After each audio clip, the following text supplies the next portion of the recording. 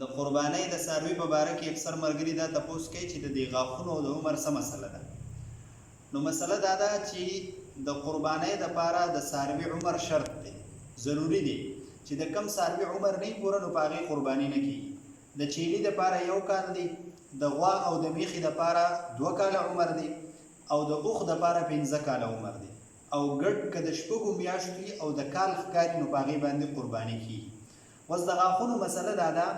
چې غاښونه دا علامت دی چې د کم څاروي 2 غاښونه راوخیږي، که هغه بیزۍ یا چیلې یا ګډي، نو د دې مطلب دا دی چې د دې 1 کال عمر پوره شوی دی. او د کمې غوا یا د میخې چې 2 غاښونه راوخیږي نو د هغې مطلب دا یي چې د دې 2 کاله عمر پوره شوی دی. دغه شان د اوښ چې کله 2 غاښونه راوخیږي نو د دې مطلب دی چې د دې 15 کاله عمر پوره شوی دی. اوس مسله دا ده چې کم څاروی د سړي په کور کې لوی شوی دی او دته په خپله پته ده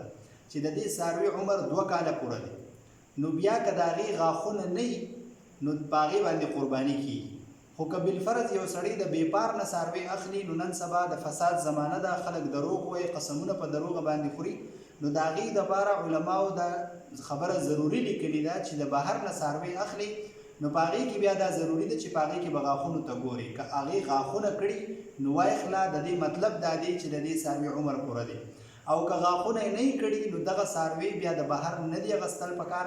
لکه تاسو ته ما ووایي چې اصل خدا ده چې د څاروي عمر پوره وي نو په هغې قرباني کېږي. خو مسله دلته دا ده چې کم بېپاریان دي او خلک څاروي خرڅوي نو هغوی په دې باندې قسمونه خوري، او اکثر هغوی ته علم نه وي، هغوی د بل ځای نه راوستي، او د چا نه چې راوستي نو هغوی اکثر د بل ځای نه راوستي.